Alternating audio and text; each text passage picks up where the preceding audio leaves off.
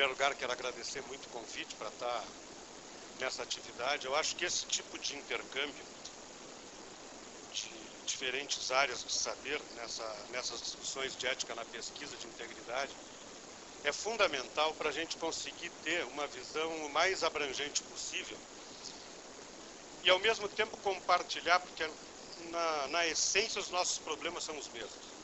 Né? Digo, na medida que a gente for depois, que a Cristina for encaminhar essa questão a partir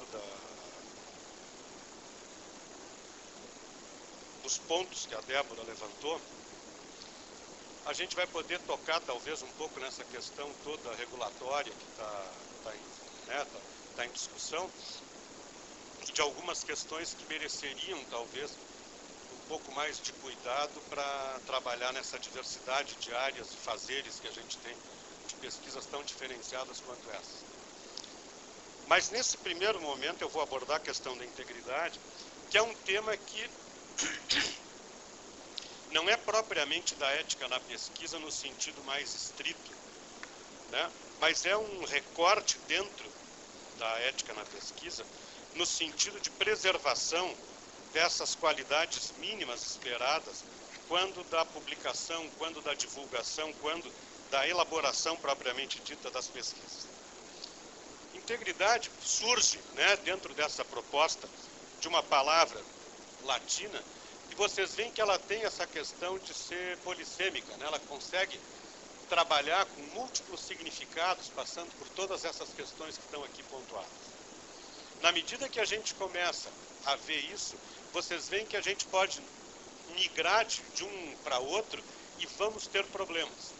Então, às vezes é importante a gente conseguir pensar que esse tema da integridade, que atualmente é tão discutido, ele não é novo, né? O Samuel Johnson, que foi um grande escritor da Inglaterra, quando ele publicou uma novela chamada História de Razelas, o Príncipe da Abissínia, no meio desse texto literário ele tem essa frase maravilhosa que eu acho que talvez seja a melhor definição que a gente possa usar. Quando ele colocava que a integridade sem conhecimento é frágil e inútil, e o conhecimento sem integridade é perigoso e terrível.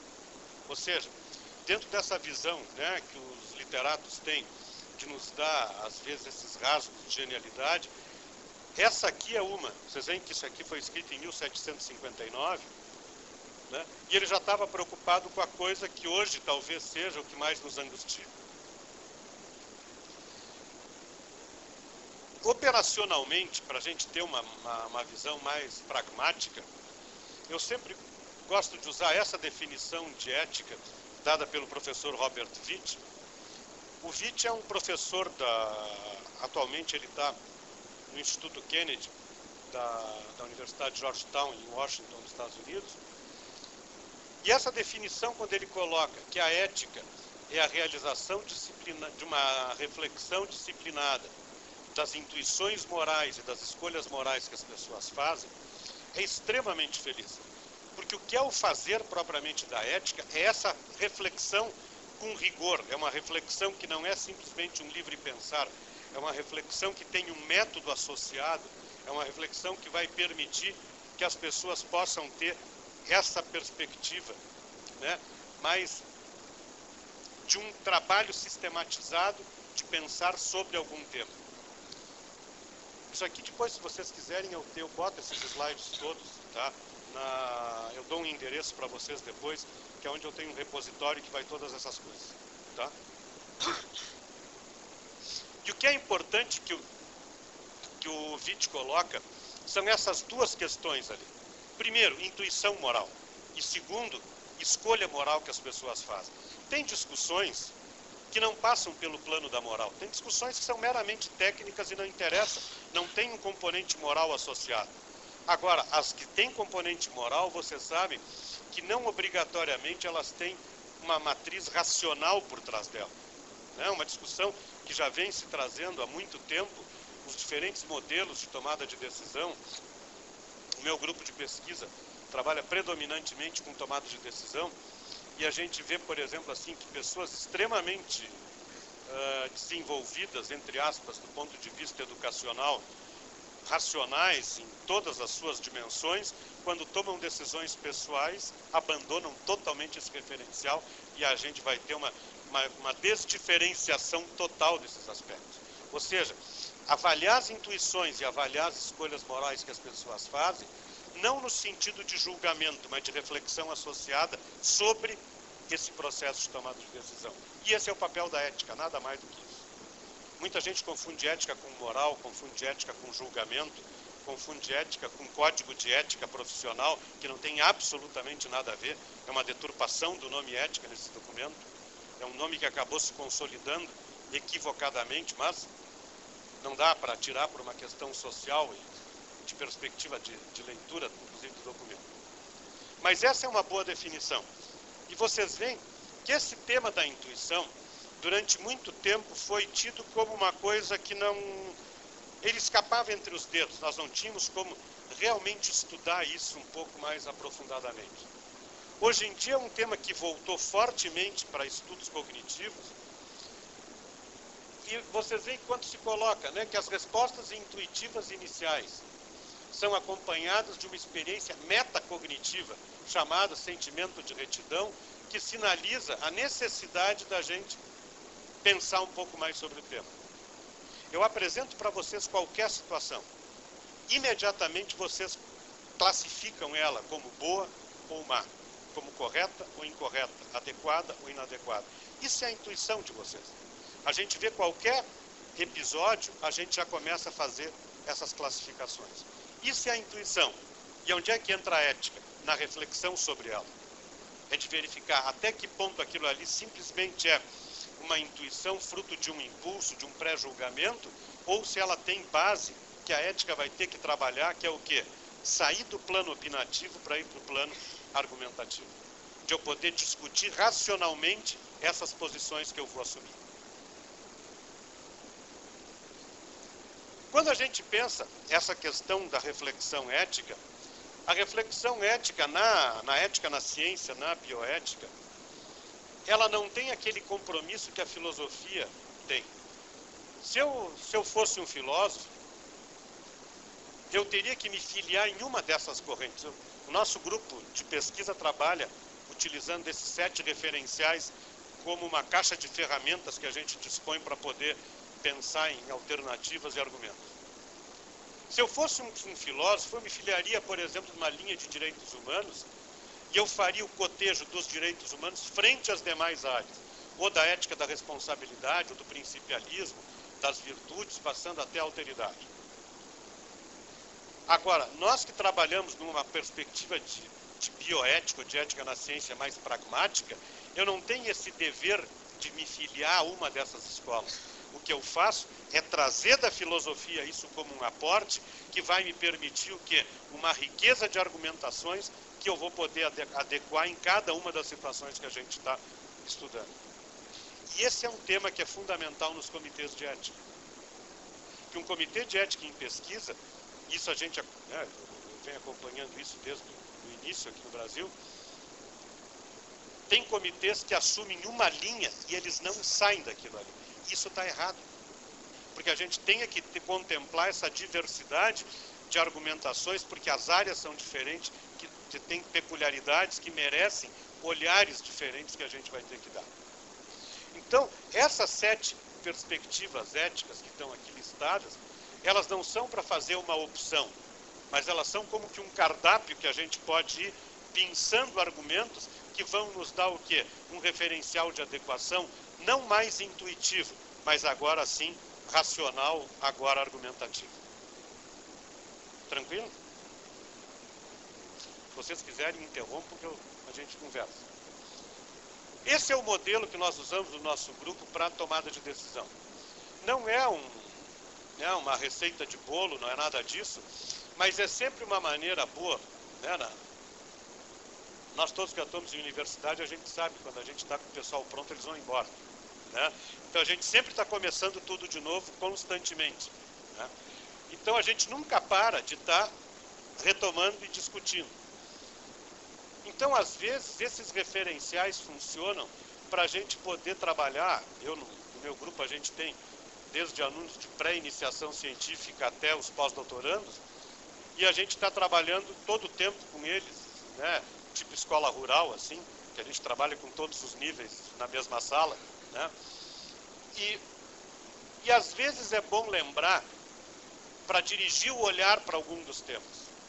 Não que isso aqui seja uma camisa de força, mas isso aqui é basicamente um lembrete para dizer, olha aqui, ó, não esquece de dar uma olhadinha se não tem esse componente aqui. Como o meu grupo trabalha muito fortemente dentro de hospital, a gente enfrenta consultorias de bioética clínica todos os dias, é fundamental incorporar que às vezes se a gente tem o olhar só num dos pontos, a gente pode errar muito frequentemente. Se a gente pega esse eixo central aqui, ele claramente é racional. Eu tenho um problema, levanto os fatos circunstantes, verifico alternativas, consequências e tomo as decisões. Mas vejam que a decisão está fora do plano racional. Além disso, eu posso agregar todo o nosso repertório de casos, ou seja, toda aquela experiência que nós adquirimos ao longo da nossa vida profissional. Eu vou ter que agregar referenciais teóricos, que é quando eu incorporo o pensamento de outras pessoas que vão me ajudar a melhorar a compreensão do problema. E todo esse plano aqui em azul, a gente consegue discutir ele racionalmente. Mas nós temos duas bordas externas que são totalmente não racionais. São campos cinzas que se agregam a esse centro da discussão e que às vezes interferem e aquela decisão é predominantemente baseada por aqui e não por aqui. Na medida que eu tenho a afetividade, que é uma questão fundamentalmente individual, que eu estabeleço e vejo como é que esses vínculos que vêm do passado e permeiam o presente vão se intrometer nessa questão do problema. E vocês veem que os vínculos são fundamentalmente individuais. Eu e a minha mulher, nós temos amigos em comum que nós adoramos, mas a minha mulher tem amigos que eu não consigo compreender como é que ela se relaciona com eles. É ou não é? E vice-versa. E ainda bem, porque aí isso nos dá uma característica de individualidade. Os que nós temos em comum, que nós gostamos muito, é a Cris, por exemplo. Né? Ou seja, que eu e foi um vínculo que a minha mulher trouxe, né? E que eu incorporei também como um vínculo bom na minha vida. Agora, tem outros que não são. E vocês veem que isso é uma coisa que é pessoal. A mesma coisa são desejos. Os desejos são predominantemente no plano individual. E desejo influencia fortemente as nossas decisões. Se eu vou para o outro lado, eu passo para um plano mais coletivo. Quando eu entro no sistema de valores e crenças, e eu entro com quem? Com as tradições. Tradições que também vêm do passado, que não são racionais. São tradições que vêm. E quando vocês perguntam para uma pessoa que está usando um argumento de tradição, por que aquilo? A resposta é sempre o quê? Porque sempre foi assim. E isso é tradição. E os interesses também estão ali. Ou seja, eu tenho que pensar nesse conjunto de situações, e se eu pego e penso que o problema que nós estamos discutindo é se essa pesquisa é adequada ou não, tudo isso aqui está presente, tudo isso aqui é importante para a gente pensar nessa hora. Claro que eu vou falar para vocês muito, né, com uma perspectiva muito da área mais biomédica, que é onde eu fico imerso o dia inteiro.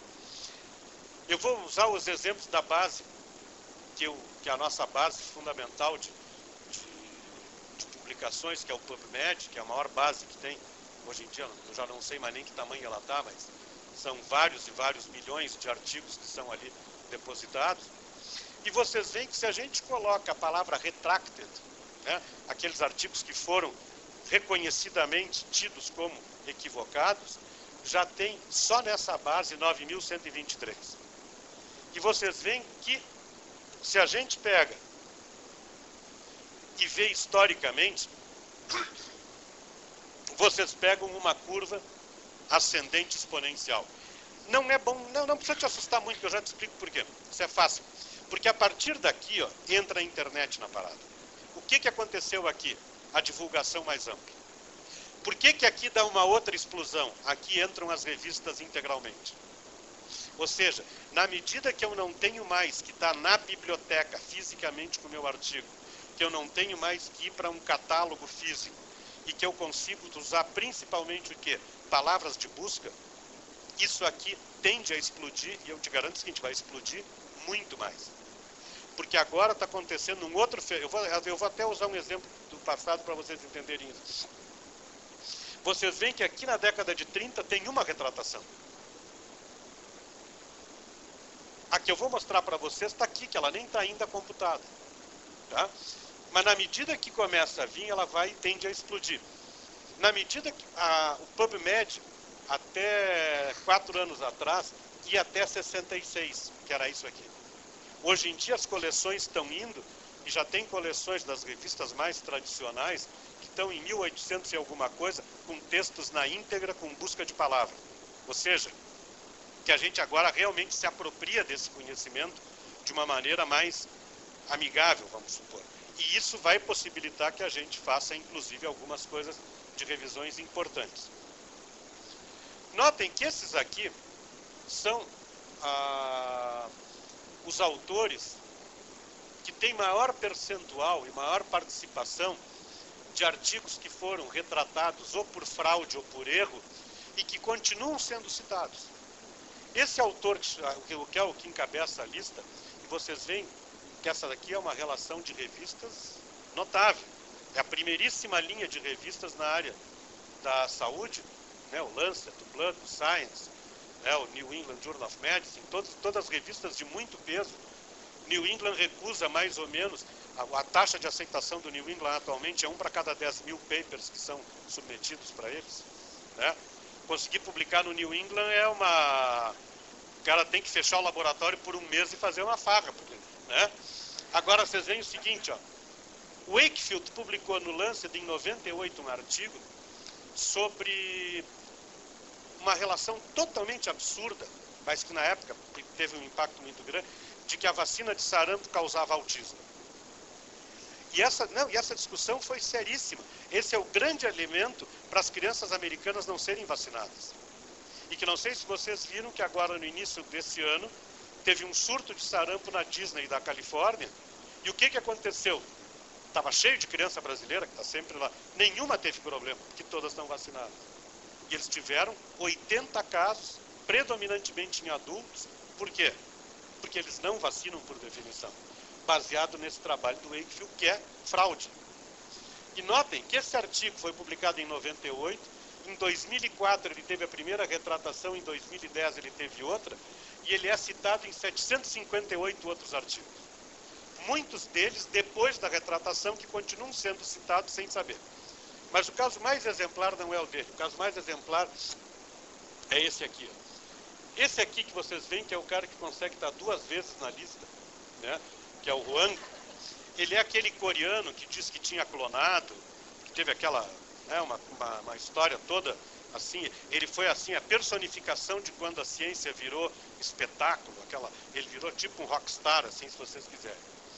Esse aqui é um exemplo muito bom de pegar. Esse artigo foi publicado em 2005, menos de 1 ano depois, ele foi publicado na Science, né? Menos de 1 ano depois ele foi retratado e ele tem 234 citações. Não, aí que está. Ele tem 234 a partir de 2005. Só 30 são nesse período aqui. Todas as demais são posteriores. Agora vejam o seguinte. Eu não sei se vocês estão sob o império do índice H ou não na área de vocês. Né? Vocês usam muito índice H, não? Não?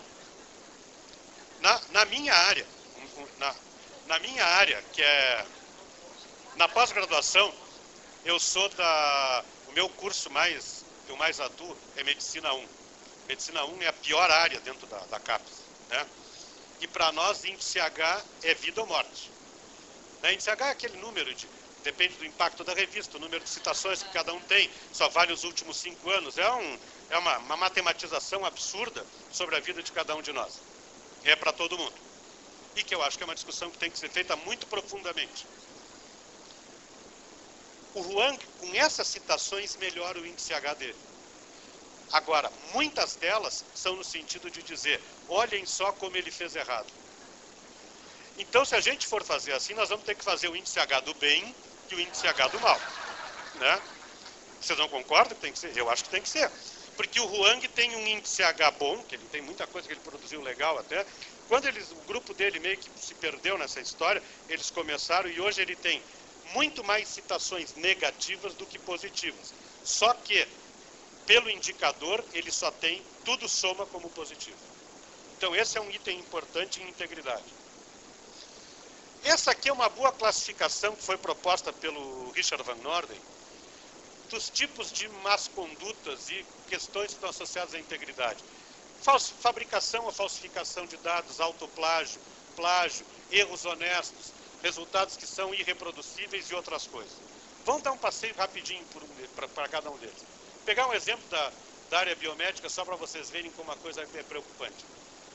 Esse senhor Yoshitaka Fuji era considerado uma das grandes referências mundiais na área de anestesia, principalmente na situação de período pós-anestésia. Ele, de 93 a 2012, publicou 249 artigos, e quando teve uma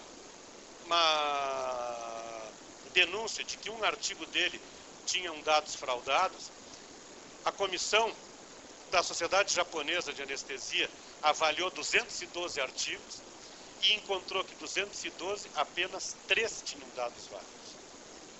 Tá? 37 tinham dados insuficientes, 172 continham algum dado fabricado, e o que mais me chocou, que 126 eram só dados fabricados. O que é dado fabricado? Eu sento e monto uma planilha sem nunca ter visto um paciente. Isso é a fraude, assim, a quintessência da fraude. Né?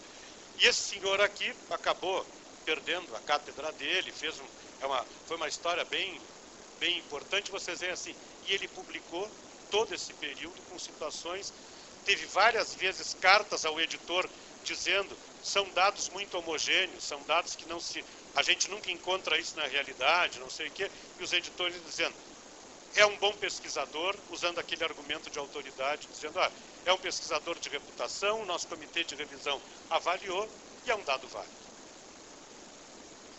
Se a gente vai para autoplágio, tem uma situação que é muito interessante. É muito frequente. Autoplágio entendido como republicação. Como apropriar textos próprios de outros trabalhos e recolocar sem citar a fonte original de publicação. Nós tivemos uma discussão de autoplágio, a questão de 1 ano atrás, onde teve uma pessoa que deu uma ideia que é totalmente equivocada, que dizia que qualquer utilização de texto pessoal é autoplágio. Isso para mim tem um nome, isso é esquizofrenia. Né? Ou seja, se eu nunca mais puder usar um texto que eu produzi, vocês se imaginam? Eu estou me reinventando a cada artigo, é um negócio totalmente louco. O que eu não posso é requentar trabalhos, isso sim. Né? Eu não posso trazer trabalhos do passado para o presente, dar uma cozinhada ali naquela situação, não citar nada para dizer que aquilo é novo. Isso está errado. Consolidar a publicação de cada um de nós é fundamental. Acho que isso é dar coerência para uma linha, até para demonstrar que a gente dizia coisas que a gente não está mais dizendo. Agora vocês veem aqui, olhem os títulos. É o mesmo, né? E foi publicado numa revista americana de engenharia e numa coreana. Quando a gente fala por preconceito, a gente diz qual é a melhor das duas. Todo mundo diz, americana. Não, é a coreana.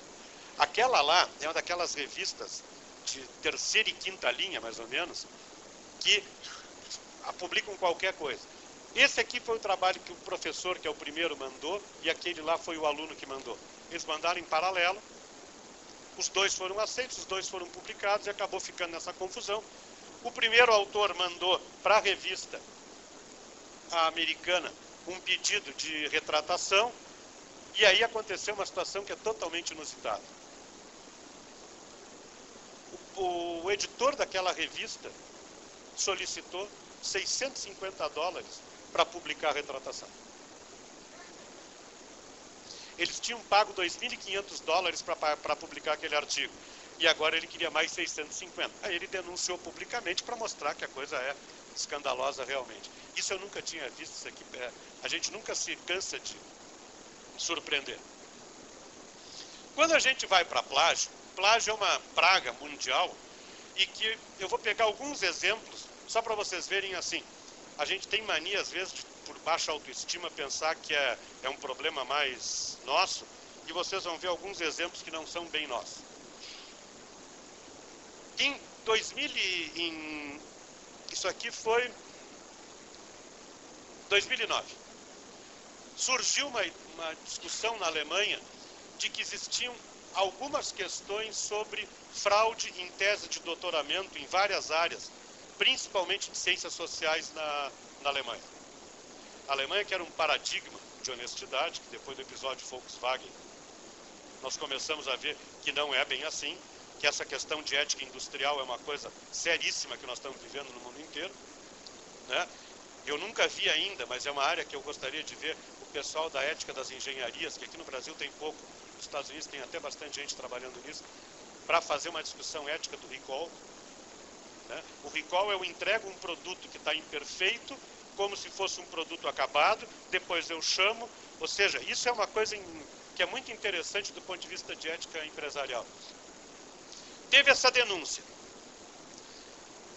Quando foi feita essa denúncia, a ministra de Educação, Annette Schavan, disse que se fosse confirmado, isso era um fato que iria gerar uma grande perda para a ciência da Alemanha. Guardem esse nome, Annette Schavan. Tá? Uma das primeiras pessoas que apareceu nessa situação era a pessoa que estava sendo preparada para ser o sucessor da Merkel, que era o Karl Gutenberg, que era ministro da Defesa, um cara que tem um apelo fantástico, ele é uma pessoa que tem um carisma pessoal incrível, ele é um cara jovem, esportista, guitarrista, político de carreira exemplar, e o que aconteceu? Toda a tese dele era plagiada, né? Aí ele perdeu o título e acabou perdendo também o cargo de ministro, e é um cara que está fora tá fora da possibilidade de ser o sucessor da Merkel. E aqui está a dona Schavan. Hã? Não, aqui ele toca bem. Ele toca bem. E ele é metaleiro, é um cara muito louco, sabe? É um cara interessante. Ele é Vocês veem essa dupla, né? A Merkel com a Schavan, e aconteceu que foram avaliar os textos da tese da ministra da Educação e também era plágio.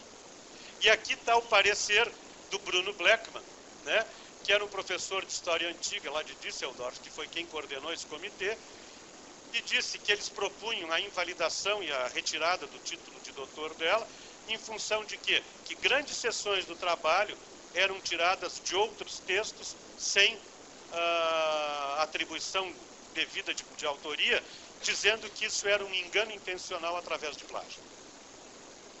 Né? Então ela que lá no início alertou, vai dar problema. Deu. Né? Foi com ela.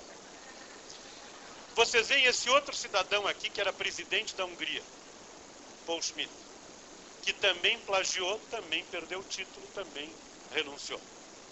Né? É interessante de ver que essa questão está no mundo inteiro. O primeiro comitê sobre desonestidade na ciência, que foi criado pelo professor Paul Ries na Dinamarca, foi criado por uma denúncia contra o reitor da Universidade de Copenhague, de que ele teria plagiado. Aí eles nomearam um comitê que avaliou, e não era plágio, tinha sido uma denúncia infundada, e a partir dali esse comitê que foi modelar para as outras áreas. Vocês veem, hoje em dia aqui no Brasil tem, a UFRJ já tem um comitê para honestidade na ciência, a PUC de Porto Alegre também tem um, e é uma atividade que está fora dos comitês de ética em pesquisa, porque ela está avaliando uma outra situação que não é buscando adequação, é verificando inadequações. Isso aqui é uma situação na área de vocês, que eu não sei se vocês viram isso. Lá na Universidade do Arizona, que essa professora que era chefe do departamento de arquitetura, essa Susana Dickinson, né? Foi um estudante disse que ela tinha plagiado o trabalho dele, e se vocês veem, isso aqui eu peguei os trabalhos e recortei, vocês veem que é a mesma frase, tudo igual. E assim tem vários, ela copiou mais de 30 segmentos de texto, transcrevendo, e aí que entra a burrice, para vocês verem. ela não cita o trabalho do aluno em nenhum momento, nem incluiu como referência. Qual era o problema? Ela foi orientadora dele. Isso dignificava o trabalho dela. E aí impedia, não, mas isso aqui para mim tem um selo, que é o selo da arrogância. Isso aí é a marca que massacra tudo isso sempre. Né? Opa! Cancelar? Esse aqui é um caso que está em aberto, que é interessante a beça da área de vocês também. Esse Alejandro Zaerapolo, que é um espanhol, que era diretor da Faculdade de Arquitetura de Princeton, ano passado foi convidado para escrever um texto no catálogo da Bienal de Veneza, que tinha um setor da Bienal de Veneza só sobre arquitetura e pediram para ele fazer o texto do catálogo. Ele mandou o texto e disseram que o texto era muito acadêmico e tinha que ser um texto mais de divulgação, um texto mais leve. Ele mandou, publicaram e causou uma celeuma enorme. Essa situação está em... Ele já perdeu o cargo, ele foi convidado a se demitir, lá de Princeton. A pessoa que era o coordenador da Bienal de Veneza partiu na defesa dele, mas ele fez uma coisa que eu acho de uma burrice atroz. Ele mandou uma carta de esclarecimento dizendo que quando é texto de divulgação não existe um compromisso com coisas de autoria. Não é verdade. Né? Que aquele texto não era acadêmico, então ele não tinha que fazer nenhum crédito. Está todo mundo bem sentado. Da onde é que ele tirou grande parte do texto que ele publicou como sendo dele? Da Wikipédia. Aí é para matar. Né? Ou seja, é um negócio assim rastreável muito fácil. Né? Ou seja, não, mas eu digo, com os alunos a gente tem que... Mas eu te digo o seguinte, eu acho que isso começa, sabe aonde? Lá na escola fundamental. Quando o professor do ensino fundamental tolera e ele lê um texto que ele sabe que o aluno não tem condições de ter aquela elaboração. E ele não devolve e diz, então, tu pode até usar, mas tu tem que me dizer de onde é que tu tirou, tu tem que aprender, e aí é a hora boa de ensinar quê? A referenciar, a fazer citação adequada e assim por diante. A falta de trabalho disso na escola fundamental, no ensino médio, é que acarreta depois na universidade, e vocês pegam o sem número de vezes que a gente tem no meio universitário brasileiro, teses e dissertações que são plágios, às vezes, do início até o fim. Né? Agora, o mais interessante de tudo é o seguinte, em todos os livros que vocês vão falar coisas de plágio, vocês vão ver a citação desse autor aqui, do Paul English, que publicou em 1928 um livro chamado O Mestre dos Plágios, que é o livro fundador da discussão de plágio. Tá? Nesse livro, ele tem, na página 81, a definição que ele dá, que ele diz, plágio é aquilo que eu me aproprio do texto de um outro sem a devida citação, sem o devido reconhecimento, tal e tal e tal e tal. E essa é a definição que todo mundo utiliza e ele é o autor de referência. Em 1908, um autor chamado Stern Zana, que era um cara que escrevia muito sobre folclore, escreveu um livro sobre folclore, onde ele tinha um texto que ele dizia, as histórias do folclore não têm autor, as pessoas vão se apropriando, são saberes de tradição oral, e que a gente não sabe quem inventou as lendas brasileiras, mas alguém compila e publica isso. Isso não é plágio, desde que a pessoa diga que isso era um saber popular. Mas quando eu me aproprio daquilo e uso sem referir esse autor, isso passa a ser plágio. Dá para entender? Então vocês pegam assim, era um livro bacana, nós estamos falando em 1908, todo escrito à mão. Ele foi comprado, a noção de tempo era diferente, né? 12 anos depois, por um editor, que depois vendeu para um outro editor, e esse segundo editor que comprou, passou para o Paul English datilografar o manuscrito. Então, o Paul English datilografou todo esse texto. E em 1928 publicou o livro dele. Tá? Esse aqui é o caderno que deu origem a toda a discussão agora, e vocês veem o seguinte, esse aqui é o texto do Paul English. E esse aqui, vocês veem que é claramente datilografado ainda com aquele papel carbono azulzinho, né? Que esse dia eu falei papel carbono em aula e meus alunos não sabiam o que era, né? É um negócio que a gente tem que ter cuidado, né? E se vocês forem ver, aquela definição é uma apropriação desses dois trechos aqui. Ele simplesmente pegou a primeira parte daqui, a segunda parte daqui e deu a definição dele. E ele não citou o trabalho original. Então não é um negócio assim paradoxal, que a definição de plágio por si só já era um plágio, né? Ou seja, para vocês verem como essas coisas, as pessoas minimizam o impacto e a situação de fato que isso pode acontecer. Ou seja, o que é plágio? É utilizar a palavra, a ideia ou produção de um outro trabalho. Eles são atribuíveis a uma outra fonte identificável. Não se atribui esse trabalho a uma fonte de onde foi obtido. É uma situação onde há uma legítima expectativa de autoria original. E a maneira de obter algum benefício, crédito ou ganho, que não necessita ser monetário. Na nossa área, por definição, quase nunca é, né? Essa é uma discussão interessante que por não ter familiaridade, por não vivenciar, mas plágio de projeto na área de vocês deve ser uma coisa muito frequente, né? A pessoa se apropriar indevidamente de alguma ideia, né? De alguma situação de uma produção e faz quase que uma caricatura sem atribuição e que às vezes até a pessoa nem gostaria que fosse, né, atribuído ele aquela obra. Mas plágio é uma coisa interessante da gente poder entrar e eu acho que na área de vocês deve ser uma coisa bem delicada de discutir. Nós publicamos um livrinho que está disponível de graça naquele site do ISU.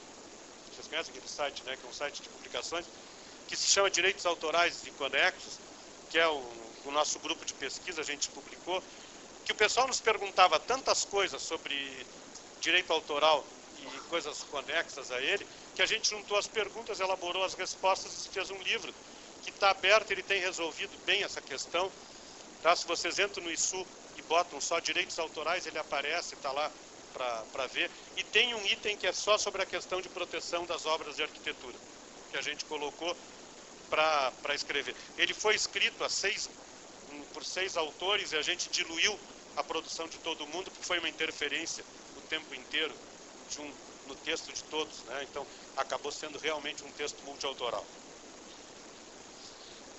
A questão de erros honestos que também existem é vocês verem, por exemplo, assim, ó. De novo, eu estou entrando na minha área. De 513 artigos de neurociência, foram separados 157 que comparavam dados e olhem a proporção das comparações corretas com as incorretas.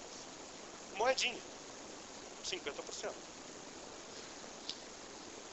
Peguem uma outra área, na área de genética. Se pegar os 111 artigos que trabalhavam com expressão gênica de 2002 a 2011, as classificações erradas são as vermelhas e as corretas são as azuis. E vocês veem que se a gente faz a média dá 53. E vocês pensam assim, isso aqui passou por comitê editorial, isso aqui não é fraude, isso aqui, vocês sabem o que é? Isso é imperícia. As pessoas não estão preparadas e qualificadas para poder fazer aquilo que elas estavam fazendo. Então vocês pensam assim, metade dessas áreas aqui, das coisas que estão publicadas, a gente teria problema se a gente fosse avaliar mais aprofundadamente, que esses dados não são dados tão verídicos assim, que a gente teria que ter algum cuidado. Tem um grupo, que eu fiz parte uma época, agora não faço mais, que estava tentando fazer uma questão, e isso vai prosperar sem dúvida nenhuma, de fazer auditoria ao acaso em artigos e fazer, agora com os textos todos estando online, fica muito fácil de fazer, sabe o quê? De botar um anexo embaixo mostrando o que é o inadequado e o que é o adequado, né? Eu acho que isso nós vamos ter que evoluir para alguma coisa desse tipo. E a gente tem erros que são erros casuais assumidos, né? Qualquer um que trabalha com alguma coisa estatística sabe que a gente assume os erros do tipo 1 e erros do tipo 2, quando a gente estabelece níveis de significância, né? Tamanhos de amostra, a gente embute sempre a possibilidade de erro. Essas condutas culposas, né? De imperícia, imprudência e negligência, que são basicamente erros por falta de cuidado. E, obviamente, que tem as condutas que são dolosas, que é quando a gente engana deliberadamente, que é aquela questão, né, de ajustar, de cozinhar os dados e de falsificar dados. Essa classificação de trimming, cooking e forging, vocês veem que foi feita pelo Babbage em 1830. Em 1830 ele estava tão preocupado que ele fez essa classificação, e olhem o nome do livro que ele publicou, Reflexões sobre o Declínio na Ciência na Inglaterra. Tá? Para vocês verem que essa coisa é histórica. A história da ciência marca a preocupação da fraude, porque a fraude é uma companheira da produção científica. Resultados irreproducíveis. Tem trabalhos que não dá para refazer. Quando a gente tem coisas tipo esse aqui, que foi uma pesquisa que não deu para reproduzir, porque eles usaram um meio de cultura que só eles tinham, então ninguém vai conseguir fazer. Mas vocês pegam, por exemplo, assim, astrofísica, por exemplo. Os caras fazem ciência, mas não dá para reproduzir um eclipse. E eles estudaram um fenômeno que nunca mais vai se repetir. Né? Os caras que trabalham com essa... os historiadores, por exemplo. Né? Eu não tenho como refazer a história. Então é irreproducível. Eu estou trabalhando com coisas que são narrativas. Na própria... Até a gente pode deixar isso para daqui a pouco, né? Porque eu acho que é interessante essa discussão, para a gente falar de consentimento, essas coisas todas. Tá? Mas essa questão da irreproducibilidade, às vezes, é inerente a determinadas áreas de conhecimento. Ou seja, aquele critério da ciência experimental não obrigatoriamente é transponível para todas as áreas. E a questão de outros, eu quis trazer uma curiosidade para vocês verem essa questão histórica. Em 1951, uma autora publicou que tinha tido uma descrição de uma dermatite de couro cabeludo causada por um ácaro. E ela começa assim: a autora e outros 2 membros da sua família, ela está descrevendo essa dermatite na família dela e nela, né? Todas mulheres, né? E não sei o que, e vai falando, e assim por diante e tal. E descreve toda uma situação de sintomas e não sei o que. Isso aqui serviu de base para muita gente fazer associação de ácaros com não sei o que e tal.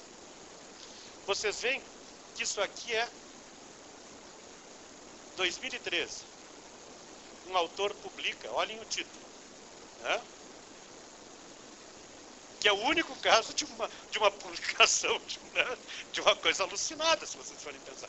E aí ele começa a mostrar que essa senhora tinha um problema, um transtorno psiquiátrico, que ela tinha toda uma coisa de alucinações e que toda aquela descrição que ela fez no trabalho dela era fruto de alucinação. Né? Ou seja, aí que está, essa é a lógica. Mas ele fez a descrição, e ele publicou. Esse aqui é um que ainda não está retratado. Por quê? Porque agora a gente começa a fazer o retorno. Mas esse aqui é um candidato que, dentro de pouco tempo, essa revista vai acabar entrando com a retratação desse artigo também. Ou seja, por que a gente está conseguindo isso? Pela visibilidade. Então vocês pegam assim, uma pessoa que estava revendo esse tema, cai esse artigo, ele lê e diz assim, aí ele começa a ir atrás e fecha o circuito, e dá para fazer isso.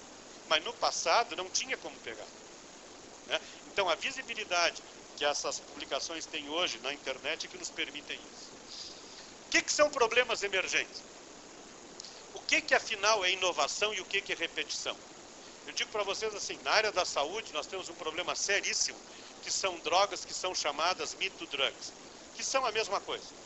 Os caras mudam só um pedacinho da molécula e pode repatentear e a molécula não faz nada de novo e se bota no mercado a preço mais alto, simplesmente com uma nova estratégia de marketing. O tema da inovação, que é o grande tema, né, da atualidade, todo mundo hoje em dia tem que ser empreendedor e inovador, né, acaba às vezes gerando essas situações de incorreção. A questão de patenteamento é uma outra questão delicadíssima, né? Até que ponto aquilo que era uma proteção passa a ser um cerceamento para as demais pessoas. A questão do impacto e da relevância das publicações, uma questão que para mim é fundamental, que é a concentração de editoras. Na área biomédica, vocês têm uma concentração de basicamente todas as revistas da área biomédica, de primeira e segunda linha, estão na mão de 2 editoras só. Né? da apropriação comercial do conhecimento. Eu sou da época de que a gente ainda pagava assinatura de revistas, mas a gente não pagava para publicar, né? E agora a gente paga a assinatura, mesmo que seja através do periódico SCAPES, que é um caminhão de dinheiro que se paga, e que a gente tem que defender com unhas e dentes a manutenção do periódico SCAPES, mas a gente está pagando e pagando muito caro a publicação. Eu tenho uma atividade de administrar a área, né, a área de pesquisa junto lá no Hospital de Clínicas de Porto Alegre. Nós temos um fundo de pesquisa que a gente auxilia a publicação, pagamento de publicações. E nós tínhamos um teto que era basicamente pagar até $2.000 de taxa de publicação. E chegou um artigo agora que o editor está cobrando 4.800 libras. Tá? Aí a pergunta é se já vem com IPVA pago ou não. Porque isso é um preço de um automóvel, se vocês forem pensar, né? Com o preço que está, com o valor que está a libra. Agora vocês pensam assim, isso é um absurdo, porque esse pessoal ele ganha numa ponta que eles continuam vendendo. E agora eles estão cobrando absurdamente da outra ponta. Então isso é uma questão que a gente vai ter que discutir muito, porque vocês veem assim, eu tenho uma colaboração muito forte com uma professora do University College lá de Londres. Todos os trabalhos que eu publico com ela não tem pagamento porque ela é filiada a uma instituição do governo britânico. O pessoal que trabalha comigo, que tem participação com o pessoal que trabalha para o governo americano no Instituto Nacional de Saúde, também não paga nada. Mas nós pagamos muito caro. E essa é uma questão que já teve uma discussão importante, que era por que o Brasil, que é o maior cliente das publicadoras, como o periódico SCAPES, também não consegue isenção para os pesquisadores brasileiros. Eu acho que essa é uma pauta que a gente deveria sempre trazer nessa discussão. Conflitos de interesses é uma coisa que estão sempre presentes nessas discussões. Eu particularmente acho que a questão de conflito de interesse não é problema. O que para mim gera problema é quando o comprometimento entra em conflito, né? Enquanto fica no plano de interesse não tem problema, mas quando ele se revela como comprometimento é que a coisa aparece. Da universidade, a pesquisa virá uma mercadoria, basicamente. Na educação, a gente só está suprindo demandas de mercado. Por isso que as universidades alemãs são tão inteligentes, né? Tem as universidades técnicas e as universidades de pesquisa. As de pesquisa não têm compromisso com o mercado, né? E a coisa que eu acho a mais perigosa que a gente tem, que é a espetacularização da ciência. Que é quando essa ciência se torna descartável, quando o pesquisador se torna uma celebridade, e vocês veem esse episódio lamentável que nós estamos vivendo no Brasil, de um produto chamado fosfetanolamina. É uma situação totalmente equivocada do início até o fim, e que virou uma bola de neve, e que, se a gente for discutir pela adequação, ela vai gerar uma repercussão social terrível, dizendo que a população criaram uma teoria da conspiração em cima disso, justamente pela espetacularização associada. Aquilo que era para ser discutido tecnicamente de uma forma adequada, virou uma demanda de gosto ou não gosto, e com o judiciário entrando em decisões totalmente equivocadas, se a gente for pensar. O que são princípios de integridade? 2 minutos eu termino. Primeiro, que nós temos que ter honestidade em todos os aspectos da pesquisa, desde o início até o fim, né? E a gente tem que trabalhar a questão da honestidade como um valor com os nossos alunos, fundamentalmente começando na graduação com os nossos alunos de iniciação. Que eles não têm direito de ser autores em qualquer artigo só porque eles são do grupo, né? Que a autoria não é moeda de troca para ausência de bolsa, né? De responsabilidade social na condução da pesquisa. Que toda a nossa pesquisa tem, direto ou indiretamente, essa perspectiva de responsabilidade social. De ter questão de polidez e de justiça no trabalho com outras pessoas. Ou seja, de ter uma boa educação, de ter uma relação adequada e não discriminatória no ambiente, nas equipes de pesquisa. E de ter uma boa gestão da pesquisa em benefício de terceiros. Isso é extremamente importante. Isso aí são as questões que foram aprovadas em 2010 em Singapura, no Congresso de Integridade na Ciência. Agora em maio, a gente teve a edição desse congresso aqui no Brasil, que foi no Rio de Janeiro, e são basicamente os mesmos princípios que se mantêm.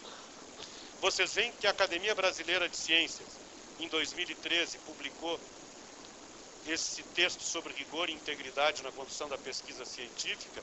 É um belo texto, ele é muito curto, ele está disponível no site da academia em PDF para poder baixar sem problemas.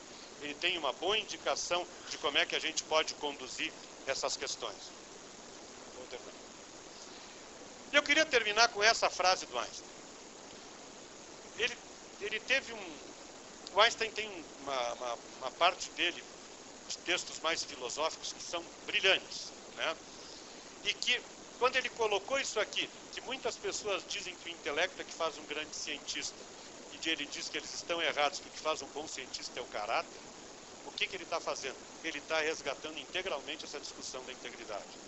E vocês veem que eu acho que esse é o tema que a gente tem que pensar, porque quando a gente olha uma nuvem de palavras que nem essa aqui, se vocês pegam, isso aqui é a nuvem de palavras da ética na pesquisa em saúde, tá? As coisas estão aí dentro. Agora, a integridade às vezes se perde nessa discussão. É tanta coisa ao mesmo tempo que a integridade está ali, mas ela é uma dentre tantas coisas a mais que a gente vai ter que enfrentar. E a gente só tem que uma coisa para fazer, que é discutir, rediscutir, repensar essas questões. Cada área tem tradições próprias, tem peculiaridades próprias, que merece esse olhar. Agora, na essência, se vocês forem pensar, o tema é o mesmo. A gente só trabalha muito mais o quê? No olhar diferenciado, que é óbvio que eu, biólogo, que trabalho em pesquisa na área da saúde, não vou ter o olhar que vocês têm, né? Porque cada área vai ter essa peculiaridade, essa formatação de olhar que a gente vai caracterizar. Muito obrigado.